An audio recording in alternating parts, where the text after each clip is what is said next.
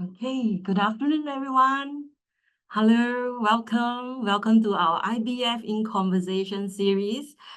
This is a series of talks where we invite our industry speakers, IBF fellows, to share with us fresh perspectives and very keen career insights from their personal experience.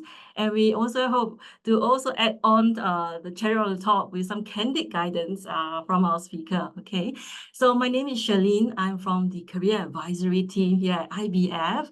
And over here in our little team, we provide one-to-one career advisory support, skills advisory as well. For those who are needing some guidance that ChatGPT can help. But we are always here to help you regardless of whatever stage your career life is. All right. And for today's session, we'll be talking about how Gen AI is transforming the landscape of work and impacting the jobs and skills within the financial sector. So, and what, a better way that we can get to do this is really to help you navigate your way, is that we are very honored today to have Mr. Donald MacDonald, Head Group Data Office at OCBC. He is also our IBF Fellow for Technology and Operations. Now let's welcome Donald. Donald, let's say hi to our friends here with us today. Good afternoon, everyone. Thanks for joining us. I'm hoping we're able to impart some wisdom to you this afternoon. Yeah, Donald has been a very avid supporter of IBF work, and you also see, if you're on social media, on LinkedIn, you see that he contributes a lot, helping us shape and help everybody to find some light in what you could do next for your career in technology and ops. So, and let's get started on the conversation, shall we, Donald? Yeah, sure. Let's go for it, Cheryl. So I think on top of the head, I think everybody is curious. I am very curious. So did you start off with a banking career? Is this like your first few career, or this is like your only career in banking? No, I drifted into it, to be honest. Like it's been a long journey. I've been working now for 30 years. When I first went to university and was trying to figure out what was I going to do, banking wasn't on my list at all. And frankly, analytics wasn't on my list either, because 30 years ago, analytics wasn't really a phrase that people were using. So I studied applied maths at Edinburgh. And I did that because when I was in school, maths was what I enjoyed the most. And I thought maybe I could make a career out of it. But, I grew up during the Cold War. And I imagined that I would end up working in the military, using maths for something like, missile defense or radar systems, because a lot of the companies in Edinburgh were kind of in the defense sector. So I always imagined I would end up there. It just so happens that when I did my uni degree, I did a lot of applied mathematics, I did a lot of statistics, I did a lot of coding. And it was the coding side that I really enjoyed the most. And then when I graduated, I ended up joining Standard Life, which was an insurance company in Edinburgh. At the time, Standard Life was like the biggest insurance company in Europe. And I was just very fortunate because I had a coding background. I ended up in a kind of business analytics area. And I was doing things like building dashboards. I was running marketing campaigns. And Standard Life were one of the first companies in the world to kind of start adopting more advanced analytics. So I was kind of lucky I got in on the ground floor, back in 96, 97, we were already building predictive models using kind of first generation data mining. And that really, I realized that this was a really interesting area. It had a lot of potential and it was really cutting edge at the time. Even though we were using, this is before the internet was actually kind of mainstream. So we were doing things on the mainframe, using mainframe SAS, and we were using data sets that were, laughable in today's terms, and it would take the whole day for a model to run, but you could see the potential. And so I really enjoyed doing that. So I started at Standard Life in insurance. I was just fortunate that they were an early adopter of analytics, and my journey really just took off from there. So I did I'll do the whole journey for you. I did Standard Life for about 6 years, where I was a hands-on coder developing every single day. And it got to the kind of dot-com boom around 2000, 2001. And at that point, analytics was starting to become a thing. People were actually talking about it. And I realized that, being an early adopter, I probably had some skills that were marketable. And so I decided, rather than stay in Edinburgh my whole life, I should go and see the world. And so I joined management consulting. So I spent a couple of years with PwC and then a couple more years with IBM doing analytics consulting in insurance, in healthcare. And that was really where I first got exposed to banking. So consulting took me around the world. It took me, from the UK to Ireland to Switzerland to Australia, and then ultimately to Singapore. Wow. And so I'm just fortunate. I did a project with one of the Australian banks, maybe 2002, 2003. And OCBC wanted to do something similar. OCBC had actually been a very early adopter of analytics. Even in the late 90s, OCBC had an analytics team. And in 2003, 2004, they were trying to transform that to the kind of next wave of capability. And I'd done something very similar with one of the Australian banks. And so my name popped up in the database and they said, hey, do you want to go over and do a project in Singapore for 6 weeks? And I said, sure, I'll go to Singapore for 6 weeks. It was the winter in the UK. I'd love a bit of sun. And that project lasted about a year in the end. And after the project finished, OCBC said, hey, you built this thing. Do you want to come and help run it? And so I moved over to OCBC full-time in 2004. And then for the last 20 years, I've been basically taking bigger and bigger roles in OCBC in the data space. And that's really how the career evolved. It's been a journey and it wasn't planned. That's great to hear and very comforting, because a lot of our audience, or at least the job seekers that come to us, has always been wondering like how people like yourself in a leadership role, how is it possible for them to have some form of success and finding that breakthrough that they are looking for in the banking finance sector? Is it something that you need to really know an inner circle kind of thing, or that it's more of a case of from your sharing, it's more like a story of going to flow and still going for what your passion and your interest is basically in analytics, so that you can basically seize the opportunity as it comes and let the environment kind of bring forth that opportunity for you. Yeah, agreed. I didn't have a plan. Some would say I still don't have a plan. But really, how did I determine the right path? Was it something that I enjoyed? Was I working with good people that I respected? And was I learning new things? Those were the kind of three things that every job I've taken have been my kind of guides. I never did anything for the money. There's been opportunities earlier in my career where maybe you got offered a large salary to go to a certain place, but I never went for the money. I always went for, where am I going to learn things and where am I going to be working with people that I enjoy? And I would always suggest that. Never do things for money. And I think I'm just fortunate. The role I'm in now, if you look at each of the kind of places I've been, I've picked up different skills that really allowed me to land where I am today. So when I started at Standard Life, I was technical, I was coding.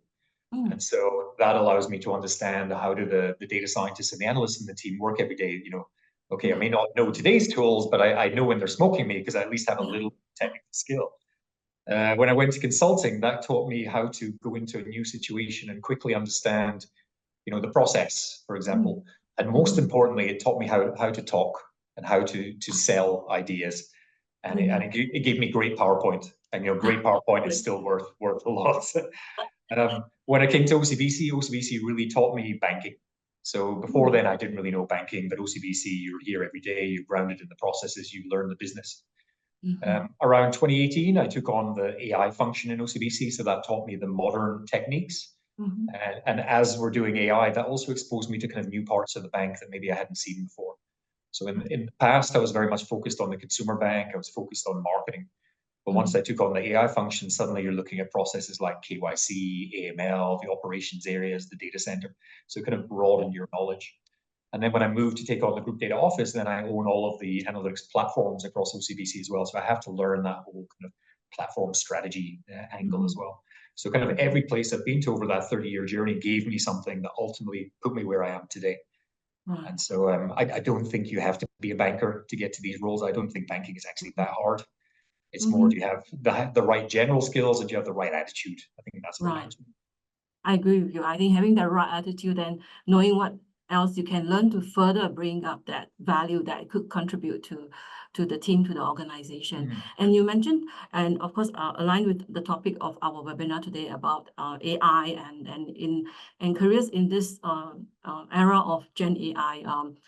Were there any, would you be able to share with us how has actually Gen AI transformed the career pathway? Because in your office, you have actually experience with multiple projects working with different businesses. So what are some of your observations that would you be able to share with us?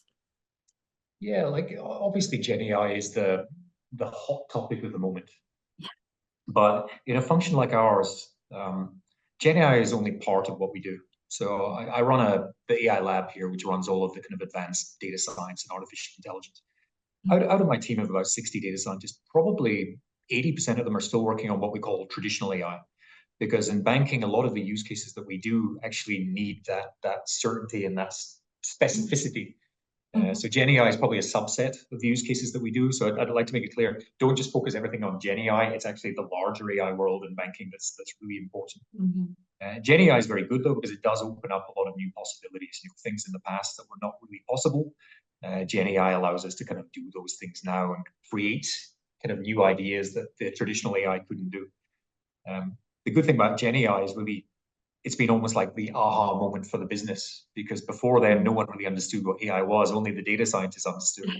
Yes. But now, because everyone's played with ChatGPT, everyone has a rough understanding of what's possible, and I find that the business are much more excited, and much better use case ideas as a result. So that's been the biggest change with Gen AI.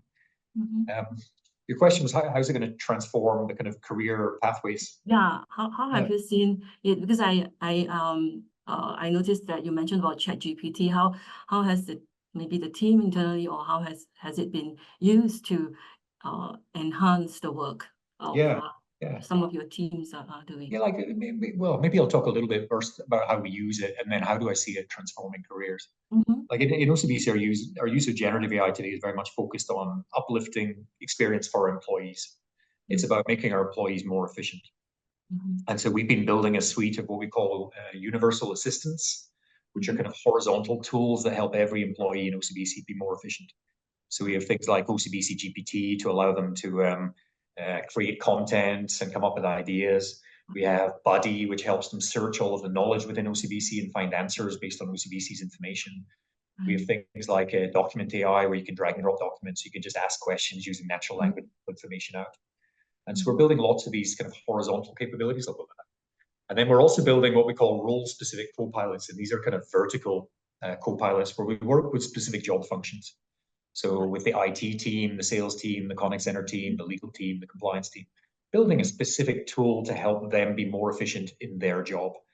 So for example, for our IT colleagues, we built something called OCBC Wingman, which plugs into their environment while they're coding. It understands what they're trying to do, and then Wingman can produce the code automatically on their behalf. So we're gradually building these things to make the individual roles also more efficient as well. So that's kind of how we deploy it in OCBC. How do I see it transforming kind of career pathways? Really two ways. I was on a conference earlier this week, and someone had a really good turn of phrase, which generative AI is about helping us do things better, and it's about helping us do better things. So by that, doing things better means taking your existing job and finding ways to remove some of the drudge work that exists in your job. And I'm sure all of us have lots of drudge work in our jobs where we're, writing minutes, we're drafting memos, we're doing call summaries, we're categorizing data. So the ability for generative AI to take away some of those tasks that are maybe not the best use of our time, and automating those so we can free up time to spend more effort on the things that actually matter to us. To me, that's the low-hanging fruit. I think that's really where we're focusing in OCBC today. If we can take half an hour or an hour out of every employee's day, every day, then very quickly that adds up to actually quite a transformation in your work life.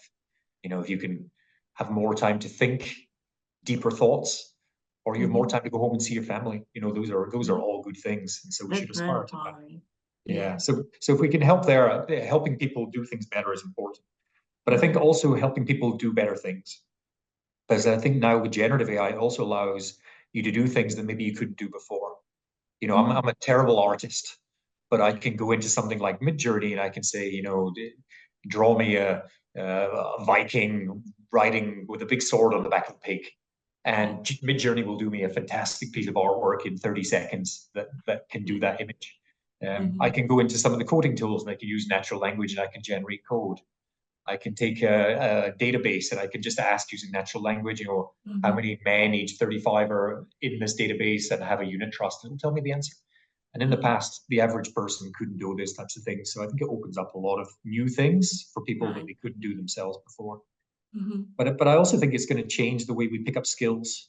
You know, maybe today it's not there, but soon generative AI is going to have that very strong kind of natural language interface.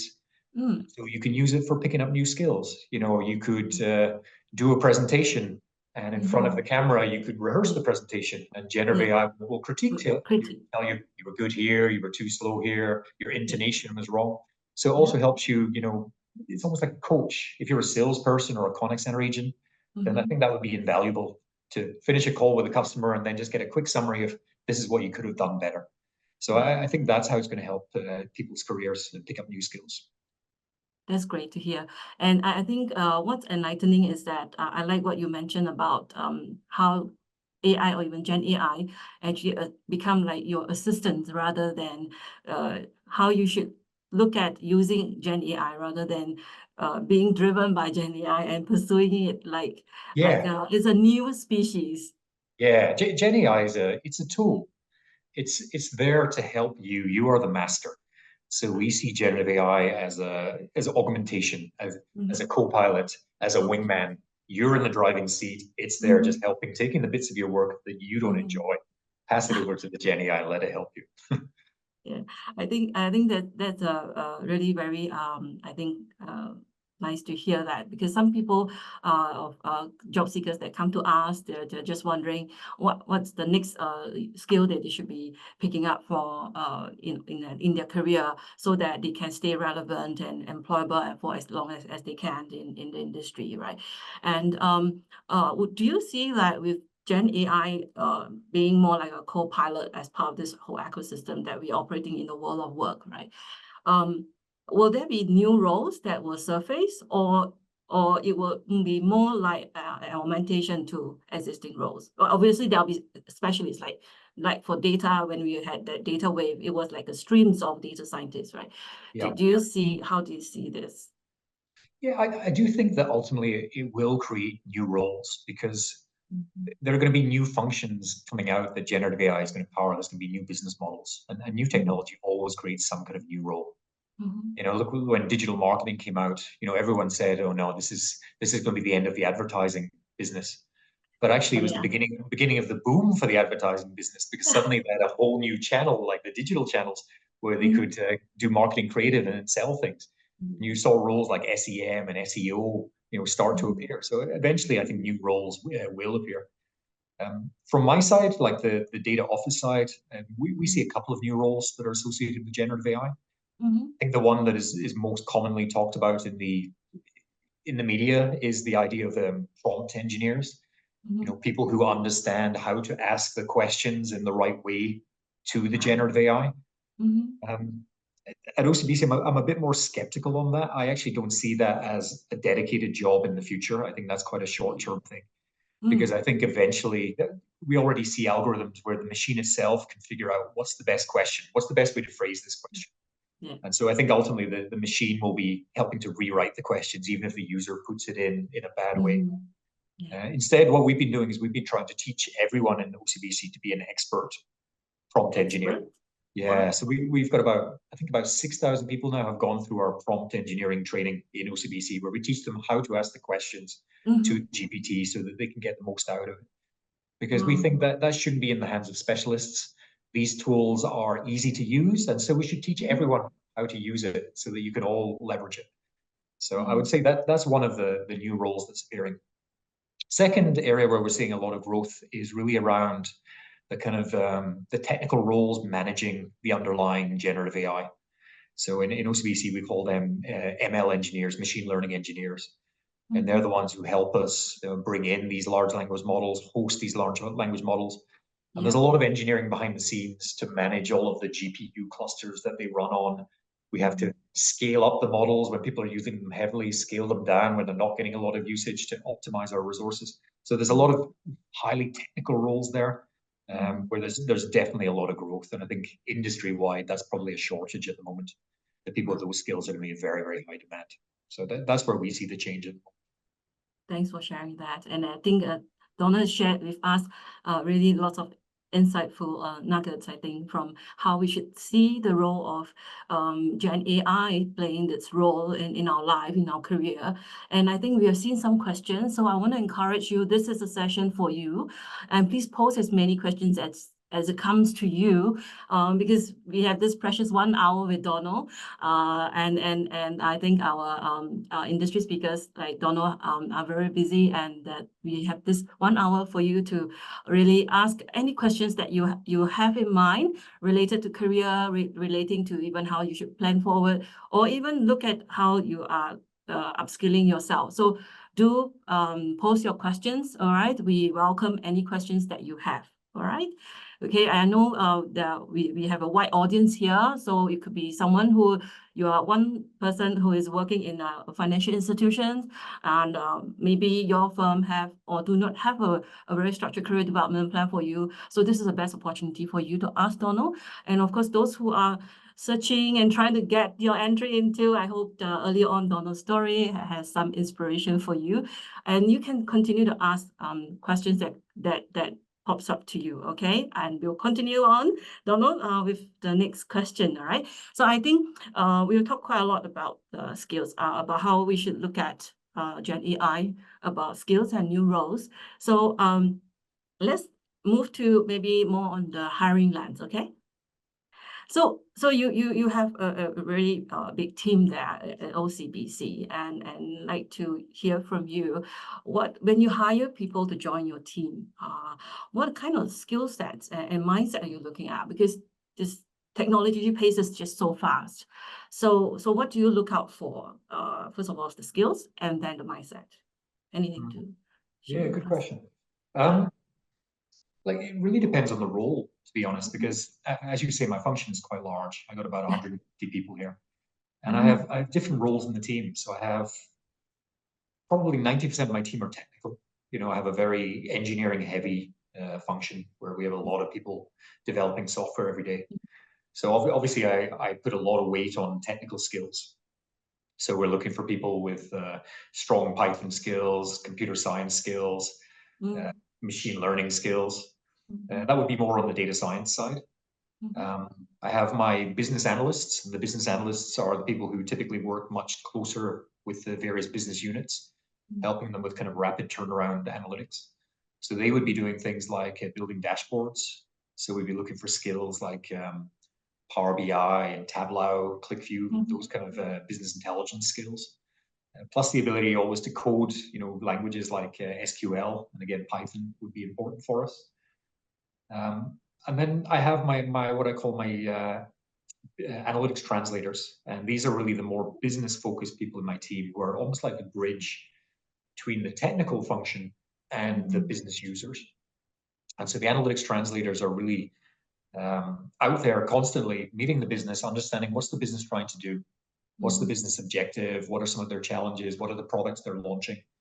And the translator is there saying, okay, if that's what you're trying to do on the business side, here's how I think data can help you. So the translators within the team are not so technical. They don't code, they don't touch the database, but they understand how analytics works and how analytics can help people. They're almost like pre-sales people, almost like relationship managers. Okay, let me find the opportunities, let me prioritize the opportunities, and then work with the data team to then go and actually build the functionalities and the models and the campaigns required to solve those business problems. So the skills I look for, they vary depending on where you sit in the team. Majority would be highly technical, but there are some roles which are very much business focused as well. And when other than skill sets, I think you give a very good overview in terms of being structurally from the very deep technical to analysts who is more business interfacing, meaning that they need to have the orientation around understanding the business, coupled with the analytic skills, right? Yeah. Then other than, I'll ask the next question. Given that all things being equal, okay, that I'll assuming that I'll have the skills, then what else do you look out for? Mindset, attitude, Yeah. that Thanks for reminding me. X factor that you are looking for. Because because obviously it's not just technical skills. It does come down to the mindset. It comes down to the attitude. The thing we're always looking for is curiosity. You know, as a data person, you need to be interested in why things happen. So not just crunching out some numbers and just throwing the numbers across the fence back to the business. You've got to have the curiosity to say, why is this happening? And then drill deeper and drill deeper and drill deeper. It's that kind of curiosity, always asking the next question and thinking, what can I do with this answer once I have it? You know, how do I put it to use? Those are the kind of skills I think we're looking for. Plus, people need to have a bit of passion. People have to have a bit of energy. They need to enjoy what they're doing. They need to enjoy working with other people. Those are the kind of mindsets that we're looking for. Great. I love to hear that word about curiosity, because it's a word that's subjective and it means different things to different people. And the way that we see over at our career advisors conversations, we see job seekers coming to us, or even candidates who are within the industry looking at how they can further improve themselves. If I could probably ask for your advice in terms of a scenario. For example, I have someone who say that I don't have a banking experience, but I'm really very passionate about data, and I have take so and so course and all that. So how can this person stand up even better on the point about curiosity? Like if you look at my team, my hiring, I would say 70% of the team didn't come from banking. Like most of the technical people in my team, I actually don't hire from banks. I've been purposely going to strong engineering companies that use modern technology and modern development techniques. So a lot of people in the team would have come from, you know, Shopee, Grab, Gojek, Twitter. You know, those kind of companies is typically where we're targeting for coders, not so much the banks. I actually think banking, we make it sound a lot more complex than it is. I think as long as you have the technical skills, you can easily adapt to a new industry. Plus, when we're doing projects, we do projects with the business. So we have cross-functional squads. So you have the data scientists bringing the data and the statistical knowledge, and the business with the domain knowledge, and we actually sit together. So you pick up the deep kind of banking domain knowledge quite quickly that way. So I wouldn't say that banking knowledge is essential. I think having the right attitude, having the right skills is more important, and banking can be learned. So if you have the data skills, by all means, apply for a job. We definitely wouldn't turn you down for that. In fact, you would probably get extra points for not being a banker. Right, that's very encouraging to hear. Maybe you want to flip the question the other way and say, if you're a banker and you want to get into data, we get that as well. Yes. Any advice on that? How do you do it? So that one is quite interesting, because I also get that quite a lot, where someone might be in banking today and they want to take, say, a boot camp, you know, for a couple of months. They want to learn Python and then join the data science team. And I'm not saying it's impossible, but I am saying it's challenging, because learning a boot camp in 2 or 3 months, I think it gives you the basics. But if you look at a lot of the talent coming out of the universities, the young coders, those guys have been doing nothing but coding for years and years, and they're typically at an entry-level salary. And so sometimes it's very challenging to be, you know, someone with 20 years experience, take a boot camp and think you could compete with those at a data science level. Instead, if I was a banker and I wanted to get into data, maybe I would take some of those courses, like learn Power BI, learn Python, and I would try and take maybe more of that translator role, because you have already deep domain knowledge. You understand how the business works. You understand the problems in the business. If you can also understand, at least now, a little bit about how data works, then you can become one of those translators and you're able to see some of the opportunities. So that's where I would probably start. I think that's a bigger gap in the market than just trying to compete with the fresh grad data scientists. Yeah, I think that's awesome advice there, especially for individuals with very strong domain knowledge in banking from all parts of this very vast financial sector. Just a reminder to everyone. We see some good questions coming into our Q&A box. But someone actually posted on our chat as well. So please post your question on our Q&A box so that we don't miss out any one. We will try to address all the questions as best we can that's related to today's topic and theme. Okay, right. So then there's one more question actually I'd like to ask before we move to the Q&A box. So when we look at like the kind of curiosity that when you're hiring and looking at candidates, right, would say just hosting endless projects on GitHub would be of help, or that what else can people do to show the evidence of their curiosity and their passion and interest in this field? Oh yeah, that's a great question. Like I think your example of sharing your GitHub is actually a really good suggestion. If someone comes in, if two coders come in, and one shows a GitHub where they're in their spare time contributing to open source projects, and they're picking up the latest libraries and they're able to evidence that they've been doing that, then that shows me that someone is pushing. They're always trying to be, at the leading edge. So to me, that's probably the greatest thing they can do. But even just asking good questions about stuff that they've read about OCBC, for example. I saw online that you did this project. How does that work? At least being educated on the company and asking questions about how some of those projects went. What techniques did you use? That also shows curiosity as well. So you can also do those types of things. Don't just turn up at the interview with no knowledge of the company and what they do. Yes. You're so right. I think to show that interest and demonstrating curiosity can go from the research that you've done, and as well as couple of course with the evidence that the candidate put into his resume when he submits his application to you and your team, right? Yeah, so, but the GitHub and showing examples of open source stuff you've contributed to, that's a definite leg up, because that's credible. It shows that you're really doing this stuff. It's evidence of your work, evidence of proactivity. It's one of the best things you can do. Yeah. Thank you for that. And I think let's maybe take a look at some of the Q&A questions, shall we? Yeah. So we have a question about how do you ensure the usage of GenAI won't pose a risk to the company? Yeah, good question.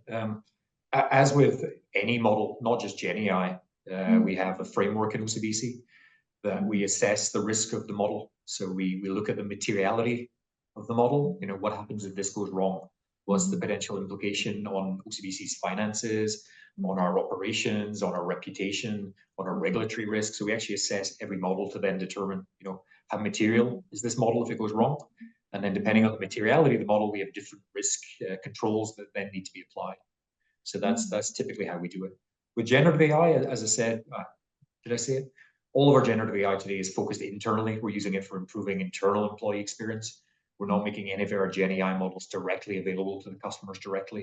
And so that's one of the other ways with GenAI specifically that we're actually trying to control the risk at the moment.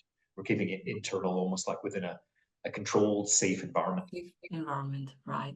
And that is, I think, really helpful for a lot of people out there in the workforce, that they get this opportunity. I think OCBC staff are very blessed to get to learn about prompt engineering and all. So, all right. So I think we have a next question as well. I mean, taking reference from the example you shared where staff actually are trained as well to be like a prompt engineer, right? So there's this question asked around, have you found in rolling out this initiative to empower staff with using AI or GenAI tools, right? Have you found any like resistance among the employees? How do you address and manage or convince or encourage them to adopt these tools? Yeah, that's a really good question. Actually, quite the opposite. We haven't encountered resistance. We've seen huge adoption and huge pull factor, to be honest, in a way that I maybe haven't seen with any other kind of model or tool that we've rolled out here before. Initially, we started rolling out our GenAI. We had OCBC GPT was the very first deployment that we had. And initially we were very cautious because we weren't sure how people were going to use it and what the adoption would be like. And we started with a pilot with 50 users, I think last April. And what we had were people begging to be invited into the pilot. So 50 rapidly became 200, which became 1,000. And it was at that point that we had enough mass and enough evidence to say, okay, let's go big. And then we rolled it out to all 30,000 employees. But what we found is giving it to the employees, it's almost like an innovation sandbox. OCBC GPT is basically the same as ChatGPT, but just a secured version within the OCBC environment. And we don't always know how people are going to use it. It's almost like Excel. You can do anything with Excel. It's just a tool, and then people find their own ways to use it. And OCBC GPT is the same. And what we found is we give it to the users, and the users use it for a multitude of different things. They do their own experimentation, and eventually they get to a point where they say, I want to make this more robust, or I want to make this integrated with my system or integrated with my process. And then they come to the data team and say, okay, now can you help me build a proper application, maybe using some of our other large language models to allow us to do it.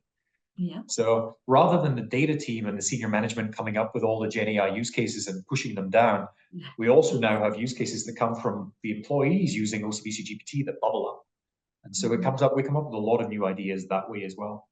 So we've seen huge adoption. We literally can't keep up with the demand for the prompt engineering training courses. We have digital online training courses, which anyone can take, but the deeper training we actually do in the classroom. And every time we do it, we have maybe 250, 300 employees doing it. We just can't keep up. We don't have enough trainers.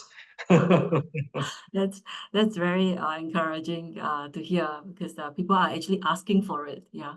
So and now maybe we can shift the lens more of someone, say, from the sales. There's this question of people from the sales background who is very keen to transit to AI related work.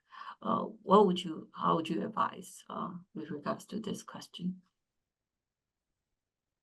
It really depends what type of AI work the person is interested in. As I mentioned in my example before, I think it's quite challenging for someone without a technical background to just do a short-term training course and become a data scientist. But I think there are some training that can be done, things like Power BI or just learning to use ChatGPT that makes you data literate, so you can understand how data can help you and you can do some data analysis yourself. I think those kind of roles are achievable for everyone, and frankly, everyone should be picking up those kind of skills. So I would say your objective shouldn't be to be in AI. It shouldn't be to be a data scientist. It should be to be data literate and understand how data can help you in your day-to-day job and be using it as a tool to make yourself more efficient. I think that's really where people could get the most value. That the salespeople could get that value and continue to be relevant, right? I think it's like even with a little bit of skills as a salesperson, you can build something like Power BI to be able to understand your sales pipeline, to be able to identify new sales opportunities. You can use some of the generative AI tools to be able to source for new leads or to come up with new ideas for sales pitches. Already those kind of tools can help you in sales be much more efficient. I think that would be where I would start. And if you really enjoy doing that, then maybe you can say, okay, how do I do more of this? How can I teach other people how to use these kind of tools? I think that's the angle, rather than trying to be a coder. I think coder takes time, like you mentioned. Takes years, very competitive. Right. And I think maybe we can look at the next question. Okay. Well, with the next questions is asking, like, with the increasing focus on technical teams directly engaging business teams, will the role of data translator remain as relevant? That's a great question. That is a really good question. I think at the moment we're not quite there. I think the business still doesn't fully understand what data can do for them. So sometimes you do need someone to play that part in the middle to help identify those opportunities. In the past, I would say our data scientists, not just our data scientists generally, were very technical. They love to sit and just code all day, and they weren't so keen to talk to people. But I also do see in the last three years that the data scientists also that are coming out of the universities and things are much more well-rounded. much more able to understand the business and have a conversation with the business. And data scientists themselves, once they pick up that domain experience, they do enjoy the interaction with the business. So maybe over time, yeah, having a specialist role may disappear. I don't think we're there yet, but eventually, as more business people come to the business and have data skills, and as more data people have business skills, I do think that eventually that will become kind of a bit more seamless.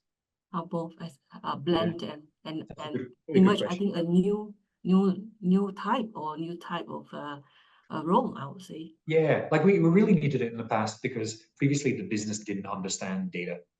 But I think now with ChatGPT, as I said earlier, people are interacting with data now much more regularly. And I think they have a much greater understanding of what's possible. So I do think eventually that role may decrease. It will morph into something else. Yes. Okay. The next question is more from, I think, someone from operations side. Is there any need for compliance officer to learn GenAI? What are the skills needed and how to pivot to those roles? Currently, it seems that a lot of companies are not ready to adopt GenAI. Appreciate your advice on this. I think everyone should learn GenAI to some extent. Like everyone should be using tools like ChatGPT or whatever your in-house tools are. You should know how to write prompts. You should be using it to improve your personal life. You should be using it for helping you in your day-to-day work life as well. I think everyone, regardless of your job, should be doing that. Like look at today's event. Cheryl and I went into OCBC GPT and I said, well, these are the questions I'm going to get asked. What should I say? And it gave me some ideas. Oh, great. Yeah. So I think everyone can find some benefit in those kind of areas. In compliance in particular, like compliance is one of the biggest customers for AI in OCBC, not just generative AI, but AI generally, because we use it for areas like KYC, we use it for AML, we use it for investigations, we use it for dynamic monitoring, we use it for fraud detection, scam detection. There's lots of opportunities for applying AI in compliance. And so, yeah, my suggestion would be go and do some research and understand, the opportunities where it can help in compliance. If you're in the compliance team and you're able to say, hey, why are we using AI to help us with this process or this process? Already you're differentiating yourself. Then you can bring the data team in and you can work with them and you can start to learn some of the skills. So yeah, if I was in compliance, definitely I would at least understand how AI can help you and where some of the opportunities might be. I think already that's a great start. And I'm sure, Sherilyn, your counselors, you maybe have some training courses or anything that you can recommend at the end of this. Yeah, I think IBF, we actually funds a lot of courses, upskilling courses, ranging from compliance related to AI. In fact, I think in the past we have ran masterclasses about how AI is impacting compliance before. So if you are not subscribed to our events calendar, do pop over to our events calendar and search for that. We will share the link later with you. Yeah, you can hop over there because for individuals who are working within the financial sector, you actually get funding support for more technical courses that you're looking at. So do check out our program finder on IBF website. Okay. Thanks for that, Donald. So the next question is, okay. There's someone who's really curious about your CX design practices. So OCBC is well known for their CX design practice. All right. So our participant is curious, how has the analytics or data team collaborated with the CX design team, and what are the examples or use cases where both teams collaborated? Yeah, that's a great question. So OCBC does have a very solid CX design ability. They've been here for about 15 years now. So I think OCBC was the first bank to have that kind of capability. We work very closely with them. We actually both ultimately report to the same boss. And so we collaborate very, very heavily. A couple of areas where we work with CX. My team are very much responsible for analyzing quantitative data, all of the transactions and all of the interactions that happen in OCBC, the big data. And historically, the CX team were very much focused on analyzing the voice of the customer, the kind of softer qualitative work. But one of the great collaborations we've had in the last year is really using the machine learning side to make sense of all of the voice of the customer that we receive. And OCBC, I think every month we receive more than 10,000 pieces of feedback from our customers. And in the past, the CX team would analyze that to understand what are the customer pain points, what do we need to be fixing to make experience better for our customers. Today, we actually collaborate. And so we have a machine learning solution, a GenAI solution called Greybox, which takes all of the feedback, whether that's complaints, calls to the call center, social media, Apple Store kind of ratings, and it analyzes all of that feedback to figure out what are customers talking about and what are the top 10 pain points we need to be sorting. And then the CX team, in conjunction with us, will then take action on those pain points to make experience better for our customers. So that would be one example. Maybe another example, I'll give you another.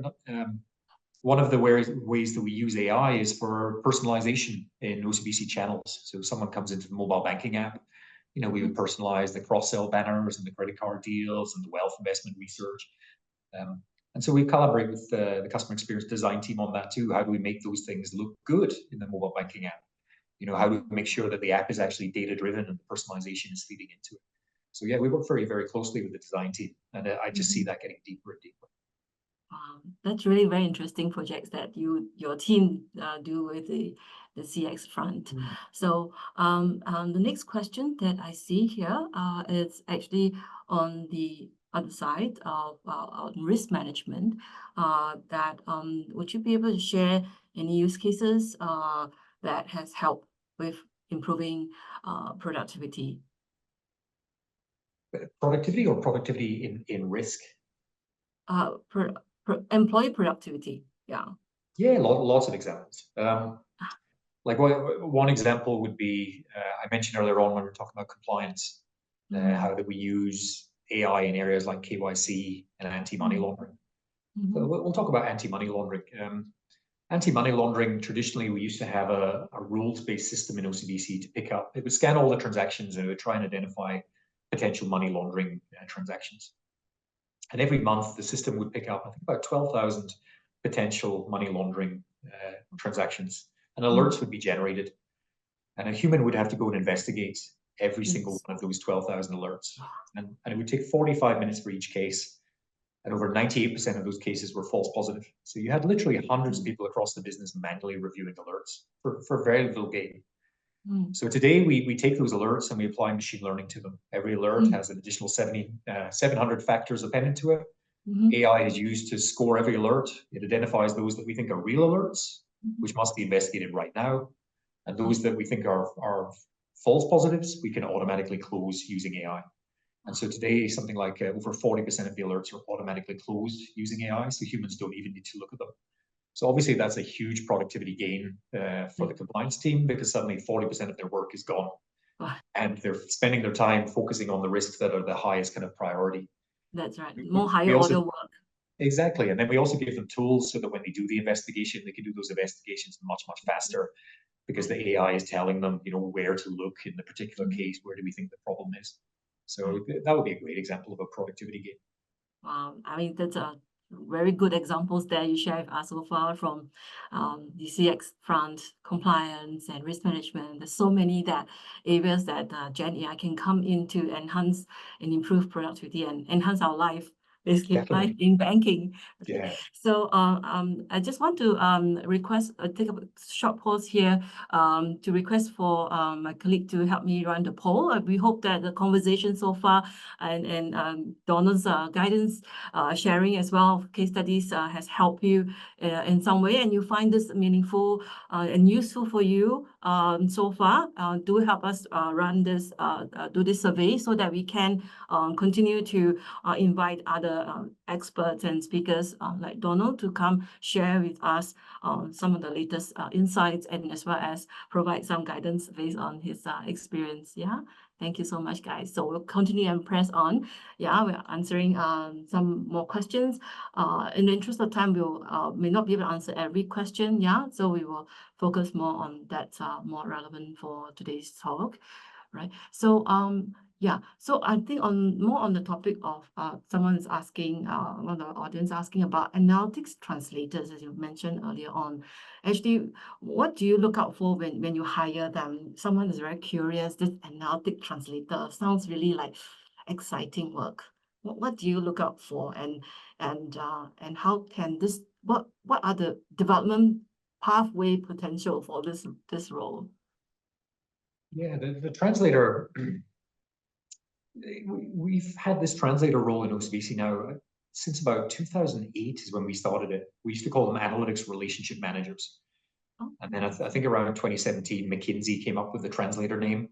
You know, McKinsey are always late. So, but we thought let's use that same name as well, because now it's going to be industry standard. Right. As I said before, they're almost the bridge between the business and the data team. And so these people typically don't code, they're not hands-on data people, but they understand behind the scenes how analytics works. And they're able to explain that in plain English to the business, explain it in very easy to understand terms. So they need to have a bit of analytics understanding. You know, some of them came from analytics, and this is them just moving away from the technical side. Yeah. But they also need to have that business aspect. So the ability to meet someone from the business, and usually a translator would look after a specific part of the business, like consumer banking or global markets. So ideally, they should have a bit of expertise in that part of the business, so they understand what are the main processes there, where the opportunities might be. They can speak the same language as that business unit and be credible. And then I think the third area is they need to have storytelling skills. Like they need to be good, like a relationship manager. They need to be good, like an RM, right? Yeah, need to be good at selling effectively. Saying, I really think you should do this project. You know, this is the benefit it's going to bring. And when we do a piece of analysis, also going back to the business to say, well, we did the analysis. This is what we found. You know, the data storytelling, and this is why you should take action on that piece of analysis. So you need those kind of three skills. So the people I have today, a lot of the translators have come from consulting.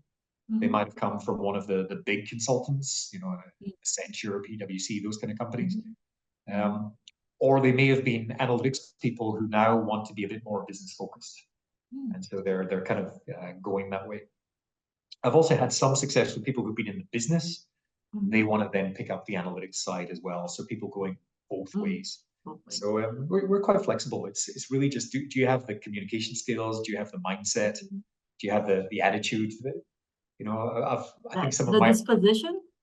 You mentioned more like the disposition that the person possessed. Like for example, sometimes we do come across returners who were ex-RMs and looking at how they can continue be of value and get back into the industry, and how they can still not lose that technical or the institutional knowledge they had when they built up their career in RM, and perhaps they take a break because of family, attending children, and they're taking some course, and they're looking at what are the possible career pathways. And I think this is one potential area that I think it definitely is, yeah, because you're applying your domain expertise. You don't need to be a deep technical expert. So I think it's relatively easy to pick up those skills. If you're currently in a bank and you're in one of those business units and you want to get into the data team, then I think the best opportunity is to try and get involved in a project that the data team are running that's in your area, and you become almost like the point of contact for them. You're the one telling them how the business works. And that's how you then build your relationship with the data team, and you start to understand how they work. And I think that opens a lot of doors as well. So that's what I would suggest if you're currently in banking and trying to get a bit more onto the data side. The translator role is a good place to start. Right. I think that's a very good advice there, because some of the job seekers that come to us, they always only talk about data analyst sometimes, because that's been really the keyword around, and they're wondering then, can I be a GenAI scientist or something like that? But if you're sharing about the role here, being like the digital translator, that's really helpful. Yeah, and we're almost coming to a close, and I was wondering if Donald, would you have any like final piece of say advice for our friends here? Okay, maybe for people who are within the financial sector first, and then those who are looking at pivoting into the banking finance sector. What would you advise our friends here? Yeah, I would say, regardless of where you are, the future is clearly going to be data-driven. And I'm not saying that everyone needs to be a data scientist, but everyone needs to be data literate. So you need to understand how can data help you in your job, and you need to have some basic data skills. You know, the ability to look at a report or look at a dashboard and be able to understand what it's saying and to be able to tell stories with that data. So I think picking up just that understanding is quite easy these days. There's a lot of online training that's available that teaches you basic data skills, basic data literacy. So I'd recommend everyone, if you've never done those training, do those training because it'll position you very well for the future. And I would say if you're one of the few people out there that still never used ChatGPT, go and take one of the online courses, learn how to use it. Everyone can get value out of those kind of tools. And again, that will help you position for the future that is coming. So that's where you start. Right. And on already on what you mentioned about the skills and taking courses. So I'm just curious, maybe wondering with Donald, what actually like courses that actually kept you excited these days? Oh, in OCBC, they work me pretty hard, so I don't get a lot of time for courses. The last one I did was something called the Asian Financial Leader Program, which it's an MAS program. And that was one I did last year, and that is a kind of collaboration of all the different banks, so OCBC, DBS, UOB, Citibank, Stanchart. We each send 4 or 5 people to this course, and we actually get to travel the world. So we get to go to San Francisco and Switzerland and China, the best universities. And that one was really good for me because you actually get to see, the business models that are appearing in China. You get to see the venture capital world in the Bay Area. But the biggest value was meeting your peers from the other banks and building those networks, building those relationships, understanding, this is how we do things. How do you do things? That's probably the best training course I've had in the last few years. On top of that, obviously, I'm also trying to stay abreast of the generative AI developments. And so there's a lot of online courses that I've been taking also just to understand, how does it work behind the scenes? So when I'm meeting my team and they're telling me all the things they're doing, I can sound vaguely intelligent and ask them, are you doing this? Are you doing this? So those things are very accessible. You can find them on LinkedIn Learning, for example. Very easy, no cost. So I would recommend everyone to go and pick up some of those GenAI training courses. Thanks for sharing that, Donald. I think that's being very, very inspiring and sharing so generously with all of us here, because I think as everyone could hear from Donald sharing, right, at his level, at the leadership level, he's also continuing upgrading himself and getting to know the work that he's doing, and also the keeping up with the pace of the technology, not just being exposed to what's happening in other markets and so on. And I'd like to thank Donald really for sharing these insights and tips with us, for spending really precious 1 hour with us. Please, everyone, if you find that this has been of value and you liked some of the sharing that Donald has shared with you, please do express your thanks to him as well on our Q&A box, okay? So, and we hope that this session can give you that extra booster really to pursue your interest in GenAI. And Donald has given us a lot of encouragement. Even if you are not familiar, have never used ChatGPT, please go ahead and use it, right?